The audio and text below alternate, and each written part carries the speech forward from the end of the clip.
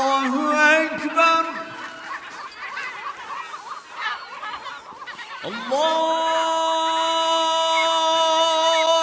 أكبر الله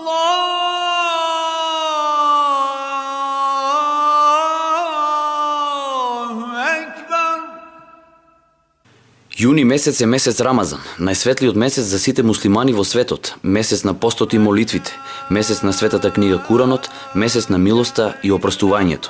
Рамазанскиот пост е еден од 5 столбови на кои се темели исламот, кој според исламските принципи представува потполно одрекување од храна, вода, пушење цигари и телесни задоволства, но и недолишно зборување и однесување од појавата на зората до заоѓањето на сонцето. Конзумирањето на храна и вода е дозволено само во текот на ноќта. Постот е задолжителен за сите физички и психички здрави и полнолетни муслимани и муслиманки, а ослободени од пост се деца, трудници, дојлки и стари и болни лица, објасни имамот во Беротската џамија Мехмед Бек. Истина дека во овој месец се наоѓа една значајна ноќ, Лейлету Кадар или ноќта на Кадар, која е повредна од 1000 месеци. أعوذ بالله من الشيطان الرجيم بسم الله الرحمن الرحيم الحمد لله رب العالمين والصلاة والسلام على رسولنا محمد وعلى آله وصحبه أجمعين. Да му искажеме голема благодарност на Аллах, Господарот на сите светови. Упатувам голем салават или селам на нашиот пророк Мухаммед, нека е Божи мир врз него и врз сите простанати пратеници. Месец Рамазан за сите муслимани, гледано значи во цел свет, земено во цел свет, представува еден голем месец, месец на милоста, месец кога е објавен Куран и Керим или месец кога е комплетиран светата книга Куран Азимушан. Исто така во овој месец се наоѓа една значајна вечер Лейлетул Кадар, во која Севишниот Господар во Куран кажува: ноќта на Кадар е повредна од 1000 месеци. Обично во ова ноќ или во ова вечер секој еден муслиман или муслиманка треба да ја помина, значи што повеќе во правење на ибадет или што повеќе да се молат на Бога, на Аллах Джелешанаху, да ја поминат повеќе во спомнување на Господарот и што повеќе да му патуваат молби на Аллах Джелешанаху, пошто во оваа вечер се пренесува до непредание од жената на пророкот Мухамед Мустафа салаллаху алейхи ва салем, оној кој таа вечер ќе ја помине во ибадет, надевајки се на Аллахова или на Господова благонаклонетост, ќе му бидат опростени сите гревови. Значи постот започнува од 2:30 часот, значи постот, они до 2:30 часот треба све да завршат и со јадење и со пиење. Постот, значи од 2:30 па се до заоѓањето на сонцето до 8:10, 8:15 треба, значи цел тој период или тој временски период треба да постат, треба да не конзумират ниту јадење, ниту пиење, ниту пак да имаат некој полов однос или да пушат цигара.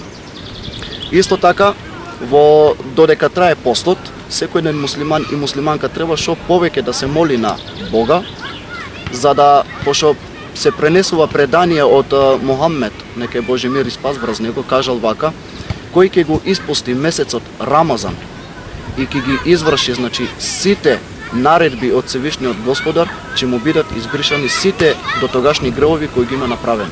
Во текот на строгите денови на постот за месец Рамазан можат да се конзумираат 2 оброка и тоа, утрински суфур и вечерен ифтар, додека постот е најдобриот начин на самодисциплина со која се осигурува доминацијата на позитивното и возвишеното над негативното во човекот. Според светата книга Куранот, постот има 4 димензии, и тоа духовна, морална, солидарна и здравствена.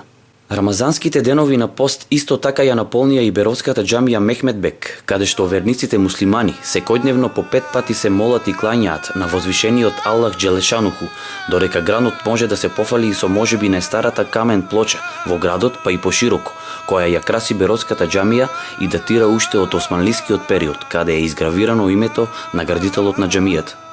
Вака, за оние кои се болни или имаат нека оправдана причина да не постат, тие се ослободени од обврската за постоење.